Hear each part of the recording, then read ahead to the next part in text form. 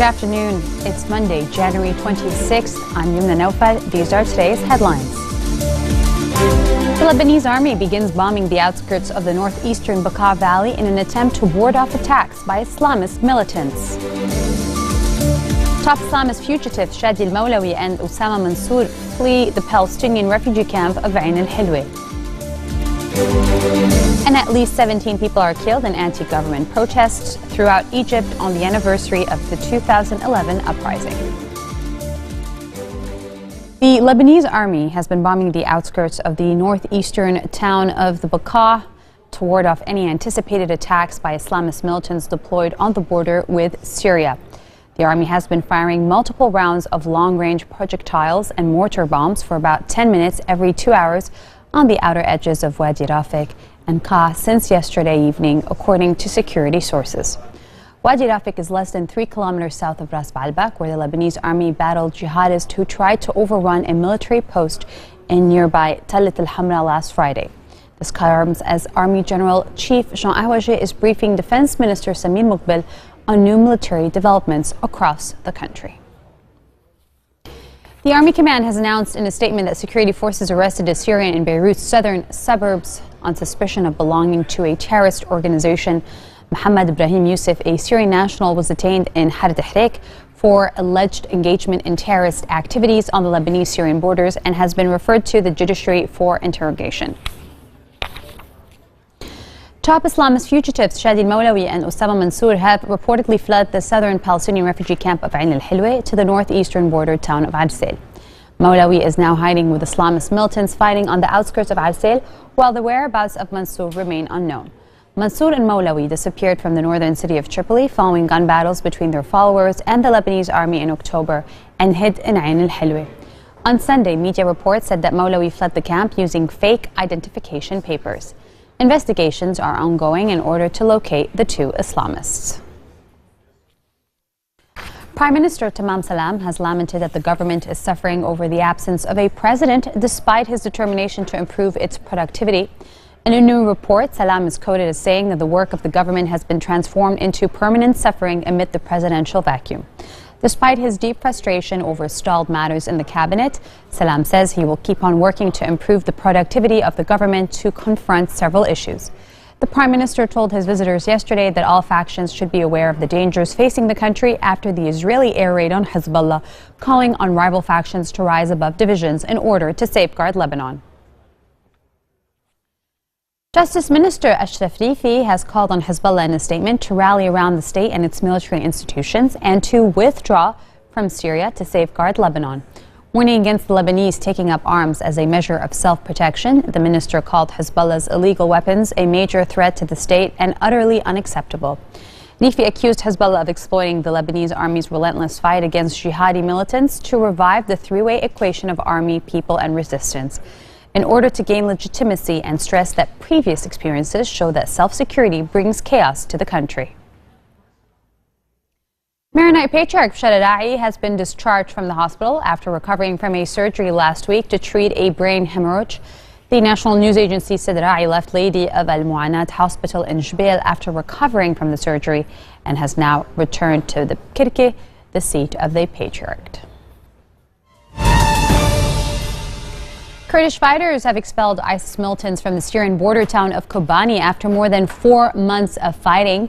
The Syrian Observatory for Human Rights says fighters from the Kurdish People's Protection Units have removed all Islamic State fighters from Kobani and have full control of the town.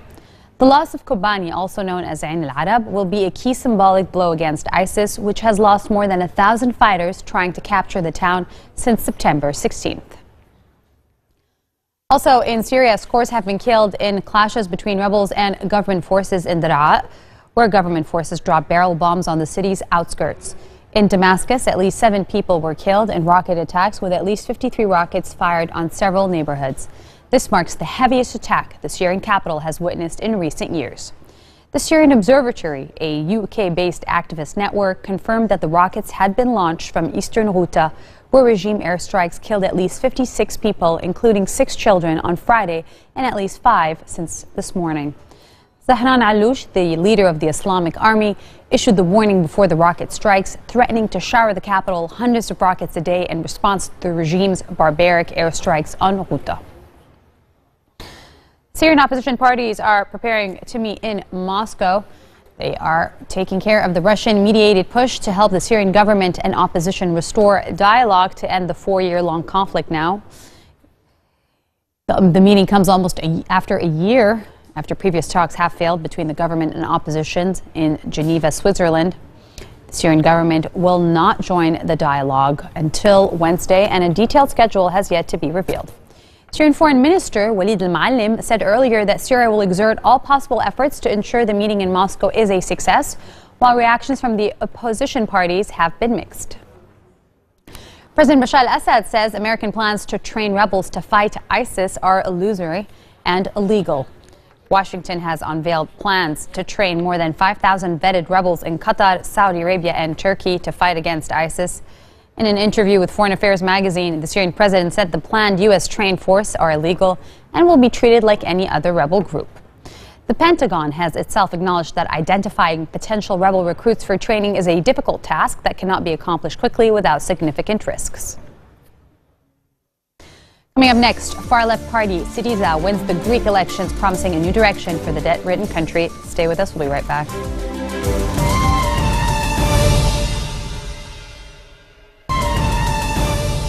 Welcome back. You're watching the 4:20 p.m. news here on Future Television. Actress and United Nations Ambassador Angelina Jolie says the international community is not doing enough to help refugees from Iraq and Syria who have been displaced by Islamic State insurgents. Jolie is a special envoy of the UN's High Commissioner for Refugees, and she is urging the world to do more for the refugees while visiting a Kurdish refugee camp in Dohuk. Since I was last here in Iraq, another 2 million people have been forced from their homes. The brutality of the conflict and the speed and scale of the displacement has shocked the world, and help has come, but not nearly enough. It is past time for leaders on all sides to find a common ground and a way to move forward. It is not enough to defend our values at home. We have to defend them here, in the camps, and in the informal settlements across the Middle East and in the ruined towns of Iraq and Syria.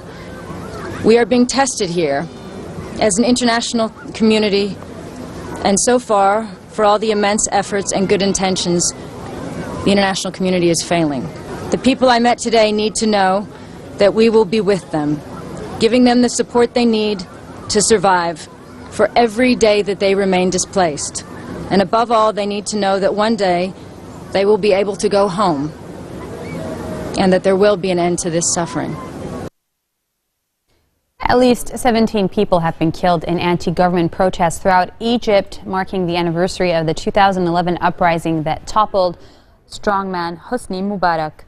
Security officials say 3 of those killed were militants trying to plant bombs that accidentally exploded in 2 Nile Delta towns, and 3 were police cadets. At least 12 others were civilians killed by security forces. The heaviest fighting took place in the Matariya district on the northern edge of Cairo, where as many as 10 civilians were killed and dozens of others injured in clashes between security forces and protesters. The violent clashes come a day after liberal activist Shaima Sabah was shot dead at a protest on Saturday. Yemen's powerful Shia militia now has blocked access to Sana'a University as opponents to their takeover of the capital call for more demonstrations against their tightening grip on Sana'a. The militiamen, known as Houthis, have set up barriers along roads leading to Change Square just outside the university, a hotbed of opposition. Opponents to the Houthis have urged more demonstrations against their occupation of the capital, which has plunged Yemen into a deepening crisis. Western-backed President Abdurrabbuh Mansour Hadi, a key U.S. ally in the fight against Al-Qaeda, tendered his resignation last week after the Houthis kidnapped his chief of staff and seized key buildings.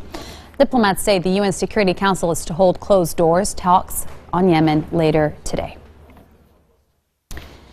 The far-left Syriza party, which won Greece's general election, has formed an anti-austerity governing coalition with the right-wing party Greek Independence.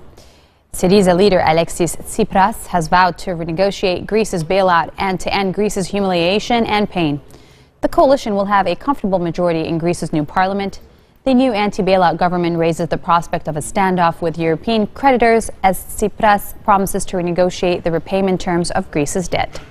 Financial markets have reacted nervously to the result, fearing conflict with other Eurozone governments. The euro fell to a fresh 11-year low against the dollar shortly after the elections, but later recovered. U.S. President Barack Obama is blaming Russia for the fighting that has flared up again between government troops and separatists in eastern Ukraine, and says Washington will consider additional options to step up pressure on Moscow.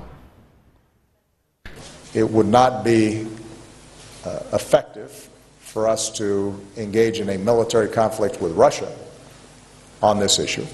But what we can do is to continue to support Ukraine's ability to control its own territory.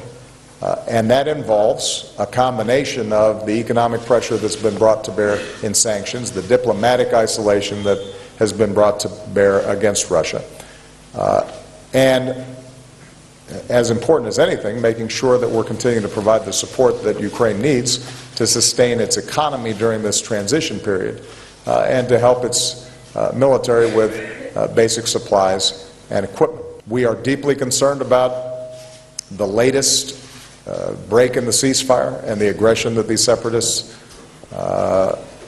with Russian backing, Russian equipment, Russian financing, Russian training, and Russian troops, are conducting.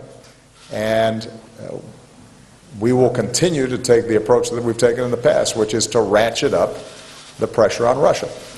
And I will look at all additional options that are available to us short of military confrontation and try to address this issue. The northeast coast of the United States is bracing for a potentially historic blizzard that forecasters say could dump up to 90 centimeters of snow on the region and snarl transportation for tens of millions of people. Heavy snowfall is predicted for cities from Philadelphia to Maine, as more than 3,000 flights have already been canceled. A blizzard warning has been issued for New York and Boston from Monday afternoon until Tuesday. New York's mayor says the storm could be the city's biggest ever, telling residents to prepare for the worst. This marks the end of our bulletin for today. Now for a reminder of our top story. The Lebanese army begins bombing the outskirts of the northeastern Bekaa Valley in an attempt to ward off attacks by Islamist militants. Top Islamist fugitives Shadi al-Mawlawi and Osama Mansour flee the Palestinian refugee camp of Ain al-Hilwa. And at least 17 people are killed in anti-government protests throughout Egypt on the anniversary of the 2011 uprising. Those are your headlines on this Monday. Join us again tomorrow for What's Making Stories here and abroad. Take care.